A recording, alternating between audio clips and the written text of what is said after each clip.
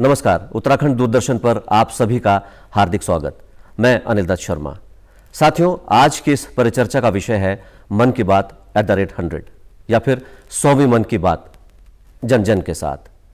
जैसा कि हम सबको विदित है कि हर माह के अंतिम रविवार को देश के प्रधानमंत्री माननीय श्री नरेंद्र मोदी हम सब के साथ अपनी मन की बात कार्यक्रम मन की बात के माध्यम से साझा करते हैं। ये कार्यक्रम आकाशवाणी के माध्यम से हम सब तक पहुंचता है। 3 अक्टूबर 2014 से शुरू हुआ ये सफर आज अपनी 100वीं कड़ी तक पहुंच चुका है।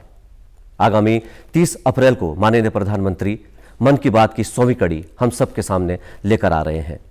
आज इस परिचर्चा में हम बात करेंगे मन की बात पर और बात करेंगे 100वीं कड़ी के ऊपर। जितने भी 99 अंक अभी तक मन की बात के प्रसारित हुए हैं, उसमें तमाम मुद्दों पर प्रधानमंत्री जी ने बात की, चाहे वो शिक्षा हो, जागरूकता हो, नारी सशक्तिकरण हो या फिर विकास के अन्य जितने भी तमाम पहलू हैं, सबको माननीय प्रधानमंत्री जी ने छुआ है। साथियों, इस परिचर्चा में हमारे साथ आज शामिल हैं डॉक्टर देवेंद्र भसीन। आप राजनीतिक विश्लेषक हैं। हमारे साथ मौजूद हैं वरिष्ठ पत्रकार विकास धूलिया जी। हमारे साथ मौजूद हैं श्री प्रकाश सुमन ध्यानी जी। आप राजनीतिक विश्लेषक हैं। कार्यक्रम की शुरुआत मैं डॉक्टर भसीन जी से करूंगा। भसीन जी, कार्यक्रम मन की बात एक बहुत सफल कार्यक्रम है। आप क्या कारण मानते हैं इस कार्यक्रम की इतनी बड़ी सफलता का? माननीय प्रधानमंत्री श्री नरेंद्र मोदी जी का अति लोकप्रिय कार्यक्रम मन की बात इसलिए सफल हो रहा है क्योंकि माननीय प्रधानमंत्री जी अपने मन की बात करते हैं और इस मन की बात में लोगों को अनुभव होता है कि लोगों के मन की बात हो रही है। वे विभिन्न विषयों को इसमें जोड़ते हैं, चाहे सामाजिक सरोकारों का विषय रहा हो, चाहे शिक्षा का विषय हो, चाहे स्वास्थ्य का विषय हो या देश के विकास का विषय हो या हमारे अलग अलग जो हमारे विशिष्ट लोग हैं उनके द्वारा जो प्राप्त की जा रही उपलब्धियाँ हैं उनका विषय हो। तो माननीय प्रधानमंत्री जी बहुत ही सरल भाषा में, लोगों की भाषा में इस बात को कहते हैं और लोगों को लगता है कि हमारी बात हमारी ही भाषा में हमको कही जा रही है और एक बहुत अच्छी शैली में, सरल शैली में माननीय प्रधानमंत्री जी लोगों के दिलों तक सीधा पहुंचते हैं। तो निश्चित तौर पर जब ये स्थिति है, लोग उससे जानकारी ही प्राप्त करते हैं। इस कार्यक्रम में ज्ञान की भी स्थितियां हैं, हमें पूरे देश के बारे में जानकारियां प्राप्त होती हैं। तो इन सब बातों को अगर हम जोड़ें तो निश्चित तौर पर ये अपने आप में एक बहुत अभूतपूर्व कार्यक्रम है और इसी का कारण है कि लोकप्रियता होने के साथ साथ इसका समाज के ऊपर भी बड़ा सकारात्मक प्रभाव पड़ा है। और लगातार 100 एपिसोड में हमने देखा है कि किस प्रकार से जनता उसमें जुड़ रही है। और प्रधानमंत्री जी का संवाद केवल एक तरफा नहीं है, वे लोगों के सुझाव भी लेते हैं और विभिन्न कार्यक्रमों में लोगों से बात भी करते हैं। उनके सुझावों पर भी कार्रवाई की जाती है, लोगों के सुझावों का भी सम्मान करते हुए उस पर अनुकूल कदम उठाए जाते हैं। कुल मिलाकर के एक जनता का, लोगों का अपना कार्यक्रम ये बन गया है। ये बात मन की बात प्रधानमंत्री जी का ही नहीं है, बल्कि देश की जनता के मन की बात भी प्रधानमंत्री जी उसमें करते हैं और यही सफलता का मूल कारण है। जी, जाहिर सी बात है, जैसा आपने कहा कि संवाद दो तरफा होना चाहिए, तो मन की बात में लोगों के सुझाव भी आमंत्रित करते हैं। मैं कार्यक्रम को आगे बढ़ाता हूँ और विकास धूलिया जी जो वरिष्ठ पत्रकार हैं, आप क्योंकि मन की बात जो है 99 अंक पूरे हो चुके हैं, 100वां अंक जो है 30 अप्रैल को हम सबके सामने होगा। इतने इस सफर के पीछे, इसकी जो कामयाबी है उसके पीछे आप क्या कारण मानते हैं? देखिए, जैसा इस कार्यक्रम का नाम है मन की बात, इसको आप आमजन से भी जोड़ सकते हैं। हर व्यक्ति इससे स्वयं को जुड़ा हुआ महसूस करता है। प्रति माह एक कार्यक्रम के लिए एवरेज मैं कहीं अध्ययन कर रहा था 1,43,000 कॉल्स या ऑडियो पहुंचते हैं, जिनमें से 4 या 5 कार्यक्रम के सेलेक्ट होते हैं। तो ये इसका लोकप्रियता का एक पैमाना है। दूसरा, मैं उत्तराखंड के परिप्रेक्ष्य में कहूँ तो अभी तक 99 एपिसोड हुए हैं और उनमें से 25 दफ़ा उत्तराखंड का उल्लेख इस कार्यक्रम में हुआ है।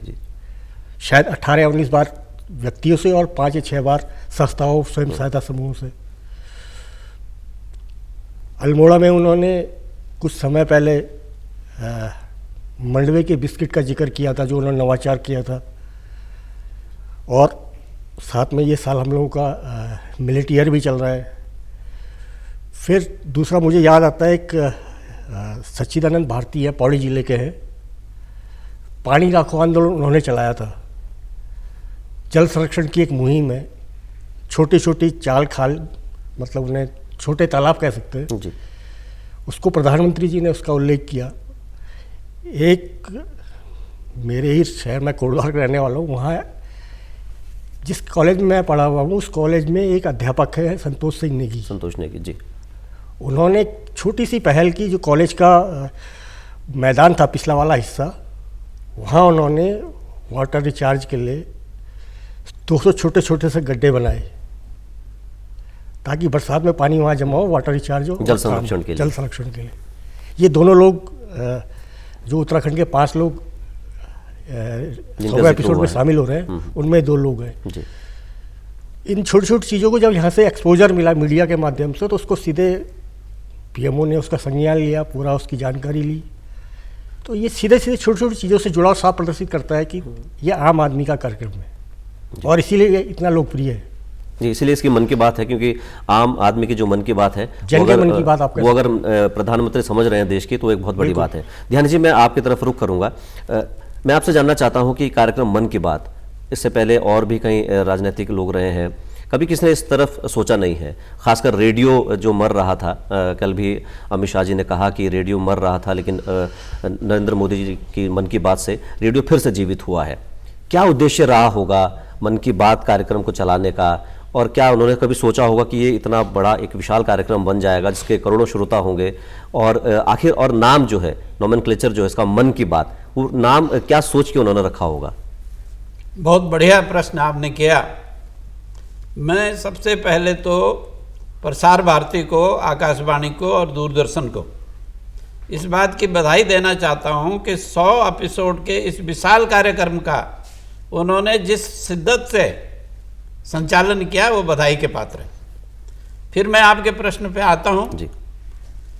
कि 23 करोड़ लोग जिस कार्यक्रम को हर बार देखते हों, देश के 100 करोड़ लोगों ने जिस कार्यक्रम को देख लिया हो, उस कार्यक्रम का नाम के बारे में आपने पूछा, उसके उद्देश्य के बारे में पूछा। ये प्रश्न एक बार किसी श्रोता ने या किसी पत्रकार ने देश के इंफॉर्मेशन एंड ब्रॉडकास्ट मिनिस्टर से पूछा था कि आपका उद्देश्य क्या है इस कार्यक्रम का। तो ये स्पष्ट किया सरकार ने कि मन की बात का जो कार्यक्रम है, इसका उद्देश्य जो रोजमर्रा के शासन के कार्य होते हैं, उन कार्यों को जनता के माध्यम तक पहुंचा करके और उन पर डिस्कस करना इस कार्यक्रम का उद्देश्य है जी। अब प्रश्न ये होता है कि इस कार्यक्रम का लक्ष्य क्या है। तो इस कार्यक्रम का लक्ष्य जो तय किया गया, वो ये तय किया गया कि एक विचार है, ये प्रधानमंत्री के विचार हैं, जो प्रधानमंत्री जी शासन और प्रशासन के जो रोजमर्रा के काम हैं उनको जनता तक ले जाते हैं जी। और उनका कहना यह है कि कोई भी विचार न छोटा होता है न बड़ा होता है, विचार विचार होता है, हर विचार की अपनी भूमिका होती है। तो हम विचार का सम्मान करते हुए इसको ले जाते हैं, और जब हम विचार पे आते हैं तो ये विश्व ही विचार है। ये भगवान शंकराचार्य जी ने, आदि शंकराचार्य जी ने अपने अद्वैत वेदांत पे लिखा है तो कि ये जो संसार है, चाहे वो पृथ्वी है, चाहे मनुष्य है, चाहे ब्रह्म है, ये सब ब्रह्म का विचार है। और इस विचार की वजह से ब्रह्म ही उपादान और निमित्त कारण है इस संसार का। तो ये संसार भी ब्रह्म का विचार है। और उसी तरह भगवान मनुष्य का विचार है। भगवान जो सबसे अच्छी चीज बना सकता था वो मनुष्य बना सकता था। उस मनुष्य ने विचार किया कि एक भगवान होगा, फिर विचार किया कि कैसा भगवान होगा, निराकार होगा या साकार होगा। किसी ने कहा साकार होगा, किसी ने कहा निराकार होगा, और इसी पे जो है पूरी फिलॉसफी चली। किसी भी देश की फिलॉसफी इस पे चली होगी। भारत की फिलॉसफी अद्वैत की फिलॉसफी है, वेदांत की फिलॉसफी है। वेदांत का तो विचार ही यही है कि एक ब्रह्म है, एक संसार है और एक जीव है। ब्रह्म, संसार और जीव के आपस के जो तालमेल है, उनके आपस में क्या संबंध है, इसी को है। तो मन की बात में एक फिलॉसफी है। और इस फिलॉसफी को प्रधानमंत्री, क्योंकि आध्यात्मिक टाइप के आदमी हैं, उन्होंने इस बात को पूछा कि आखिर जब इस सृष्टि का कारण ही विचार है, तो इस विचार के द्वारा मैं जनता तक जाऊं। इसी का कारण है कि ये सफल हुआ। और आज उसको मैंने कहा कि 23 करोड़ लोग यदि एक दिन में देख रहे हैं तो बहुत बड़ी बात है, और 100 करोड़ लोगों ने देख लिया तो उससे बड़ी बात है। ये सफलता का राज ये है कि उन्होंने उस चीज को पकड़ा जो मूल है। तो तत्व है विचार, जी। और उस तत्व को उन्होंने पकड़ा, और उस विचार के द्वारा क्रांति भी होती है, विचार के द्वारा सृष्टि की निर्माण भी होता है, और विचार के द्वारा सृष्टि का गठन सब भी कुछ होता ही है। विचार पर आधारित है। कार्यक्रम को आगे बढ़ाते हैं देवेंद्र जी, क्योंकि मन की बात एक बहुत बड़ा कार्यक्रम है, और जो बिल्कुल जो ग्रास रूट लेवल पर जो लोग काम कर रहे हैं उनके बारे में यहाँ पर उनका जिक्र होता है। जो उल्लेखनीय कार्य कर रहे हैं उनका जिक्र होता है। आम लोगों को किस तरह से मन की बात प्रभावित करता है? अगर कोई आम आदमी कोई खोखे पे रेडियो सुन रहा है, उसको किस तरह से प्रभावित कर रहा है? कोई रैक पिकर है, कोई खेत में हल जोत रहा है, तो उन लोगों को, तमाम जो लोग हैं, उनको ये मन की बात किस तरह से प्रभावित करती है? क्या उनकी जीवन शैली को इस तरह से ये बदलता है? अनिल जी, इस बात के दो पहलू हैं। पहला पहलू तो है राष्ट्रीय एकता का। अगर हम मन की बात के अलग अलग संस्करणों को देखें और सुने तो हम पाते हैं कि पूर्व से लेकर पश्चिम तक और उत्तर से लेकर दक्षिण तक दोनों स्थानों को, गांवों तक को इसमें स्पर्श किया जाता है। बिल्कुल। यहाँ तक कि सीमांत क्षेत्रों जिनके बारे में पहले चर्चा नहीं होती थी, आदिवासी लोग जिनके बारे में कभी कोई बात नहीं होती थी, उपेक्षित थे, उनकी चर्चा भी मुख्य प्रधानमंत्री जी इस कार्यक्रम में करते हैं। तो ये अपने आप में एक राष्ट्रीय एकता का भी एक बड़ा अच्छा सुंदर जो है वो उदाहरण प्रस्तुत करता है, और हर नागरिक देश का वो इस कार्यक्रम के माध्यम से भारत राष्ट्र से जुड़ता है, और ये इसकी सफलता का भी एक बड़ा कारण है। दूसरी बात कि जहाँ प्रधानमंत्री जी अपने मन की बात कहते हैं, अपने विचार रखते हैं, वहीं पर जनता के विचारों का भी स्वागत करते हैं, उनके विचारों का भी जो है उसमें समावेश किया जाता है। तो ये दो तरफा जो संवाद है, अपना विचार देना, दूसरे के विचार को लेना और उसका सम्मान करते हुए उस पर कार्रवाई करना। जैसे कभी सच्चिदानंद भारती जी की बात आई, सच्चिदानंद जी मुझे भी 2 दिन पहले मिले थे, तो उन्होंने कहा कि उनके इस कार्यक्रम को पूर्वांचल के कई प्रांतों ने स्वीकार किया है, यानी कि एक छोटा कार्यक्रम उत्तराखंड में हो रहा है, लेकिन माननीय प्रधानमंत्री जी के कार्यक्रम के कारण उसका जो परिप्रेक्ष्य बढ़ करके राष्ट्रीय हो जाता है। इसी प्रकार से मिलेट की हमारे सामने बात आती है, और कई उदाहरण हमारे सामने। उत्तराखंड की हमने जिक्र किया कि 25 बार हमारा उल्लेख हुआ। इसी प्रकार से हर राज्यों का जिक्र प्रधानमंत्री जी अपने आप में करते हैं।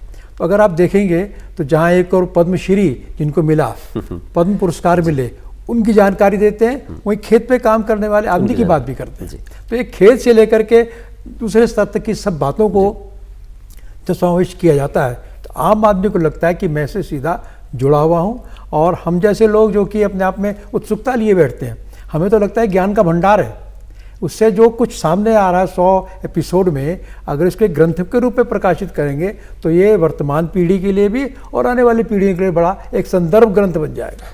तो ये इसकी जी जाहिर सी बात है, क्योंकि इतने सारे 100 अंक होने वाले हैं, और लगभग प्रधानमंत्री जी ने हर विषय पर कुछ ना कुछ जरूर कहा है। चाहे वो खिलौने उत्पादन को लेकर भी उन्होंने कहा है, जिसके बारे में हम सोच भी नहीं सकते हैं। और जब किसी एक छोटे व्यक्ति का नाम इतने बड़े कार्यक्रम में लिया जाता है तो उसको एक सेलिब्रिटी की फीलिंग आती है। और यह भी आपने सही कहा कि अगर कहीं किसी क्षेत्र में एक छोटा काम हो रहा है, अगर प्रधानमंत्री जी उसका जिक्र कर रहे हैं और उसका इंप्लीमेंटेशन दूसरे राज्यों में हो रहा है, तो ये अपने आप में वाकई में एक संवाहक का काम है, एक मैसेंजर का काम है। एक छोटी बात मैं कहना चाहता हूँ कि जो बहुत सारे एपिसोड चलते रहे हैं, उसमें एक उन्होंने कॉल किया था सेल्फी विद डॉटर। बिल्कुल जी। तो बेटी बचाओ बेटी पढ़ाओ का जो नारा है, उसके बाद जो सबसे अधिक जो चर्चा में रहा, वो लोगों ने अपनी बेटियों के साथ सेल्फी खींचे। तो इससे क्या हुआ कि महिलाओं का, बेटियों का जो सम्मान है समाज में बढ़ा।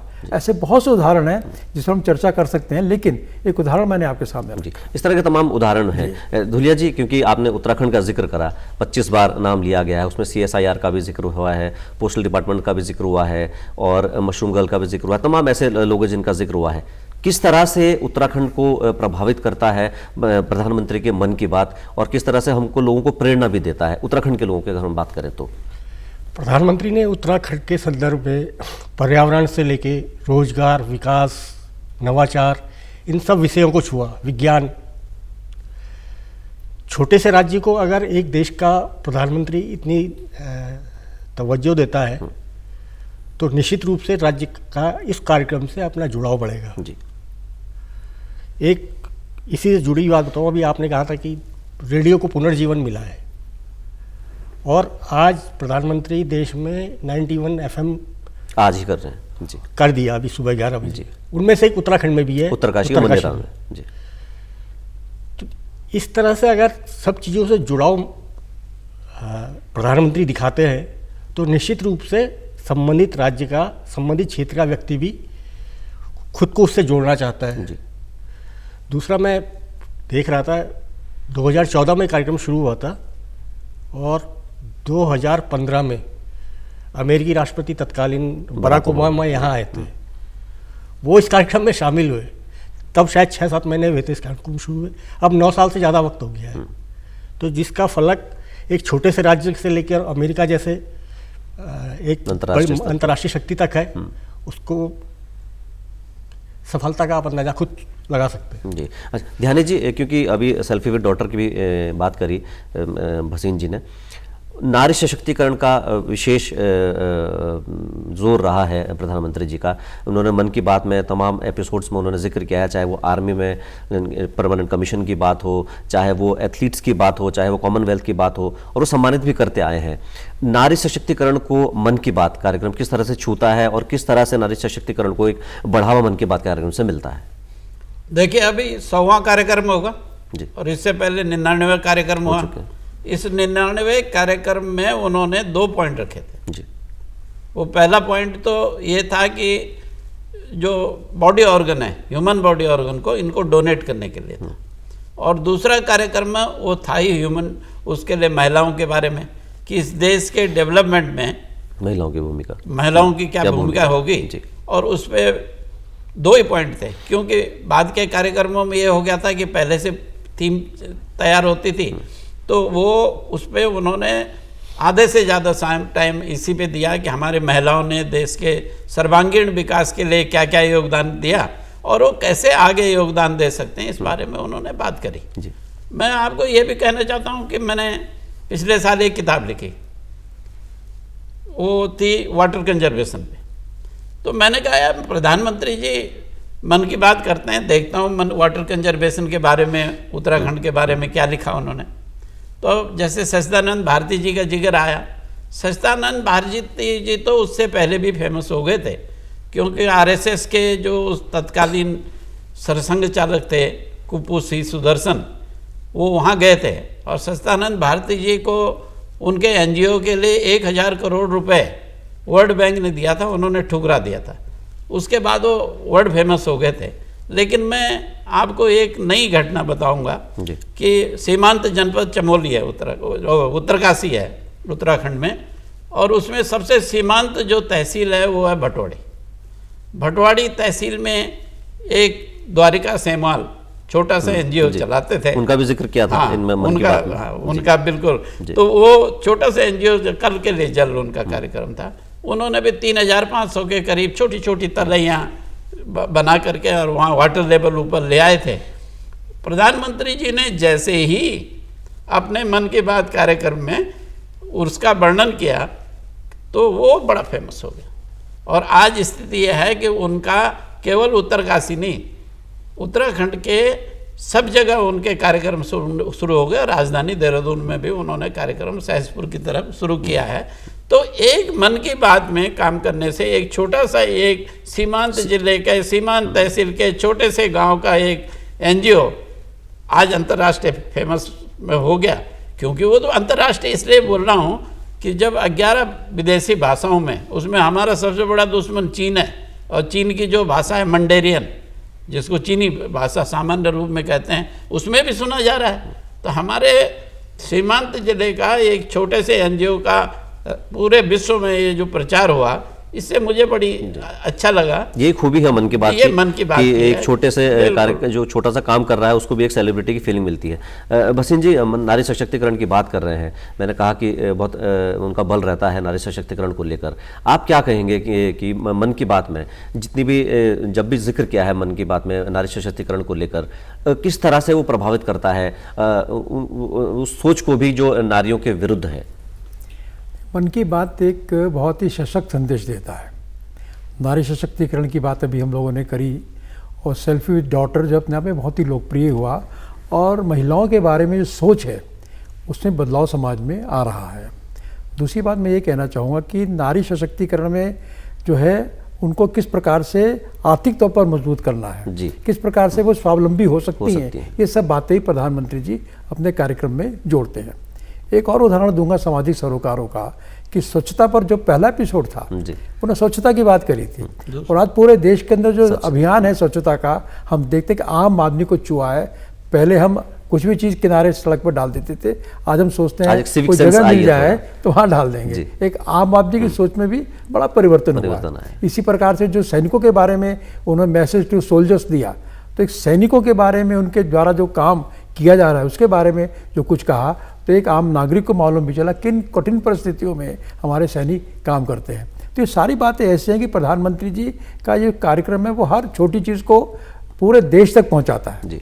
जनता की बात सुनते हैं, उसको पूरे देश तक पहुंचाता है, और अपनी बात भी उनके माध्यम से पूरे देश को पहुंचती है। और देश ही क्यों, अब तो जहाँ तक मैं समझ पा रहा हूँ कि शायद वर्ल्ड वाइड उनके इस कार्यक्रम को लेकर के लोगों की निगाहें रहती हैं, और जो पॉलिटिकल एनालिस्ट होते हैं उस कार्यक्रम को भी किसी और दृष्टिकोण से भी देखते हैं और अध्ययन करते हैं। तो अपने आप में जो है कार्यक्रम 100वां एपिसोड है, ऐतिहासिक दिन 30 अप्रैल का हम सबके लिए होगा, और एक कार्यक्रम आगे भी चलेगा, ऐसा हम विश्वास व्यक्त वाकई में।